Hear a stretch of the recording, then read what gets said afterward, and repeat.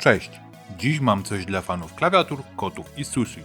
Mowa o nakładkach Epomaker Miał Sushi, czyli zestawie, który sprawi, że wasze biurko stanie się absolutnie nie do podrobienia.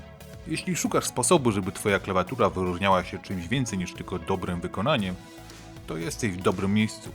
Te nakładki to idealne połączenie estetyki kawaii, japońskiej kultury i uroku futrzaków.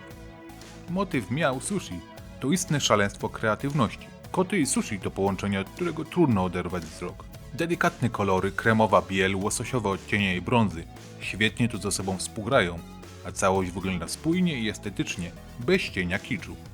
Co ważne, nie tylko wygląd robi tu robotę. Klawisze wykonane są z trwałego PBT, więc są odporne na ścieranie, a dzięki sublimacji kolory pozostają żywe przez długi czas, nawet przy codziennym katowaniu klawiatury.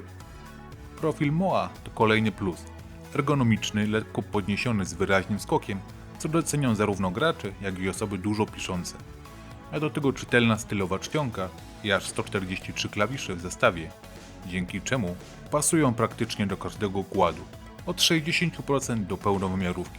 Jeżeli więc chcesz, aby twoja klawiatura mówiła coś o tobie i przy okazji wyglądała mega estetycznie, Epomaker Miał Sushi Keycap to zdecydowanie coś, na co warto zwrócić uwagę. Dajcie znać w komentarzu, co wy sądzicie o takim połączeniu designu z funkcjonalnością i czy położylibyście na swoim biurku klawiaturę z sushi i kotkami. Zostawcie lajka i suba i wpadnijcie koniecznie na bloga Popkulturowy Kociołek, gdzie znajdziecie więcej testów sprzętu, recenzji i ciekawostek ze świata geeków. Dzięki za oglądanie i do zobaczenia.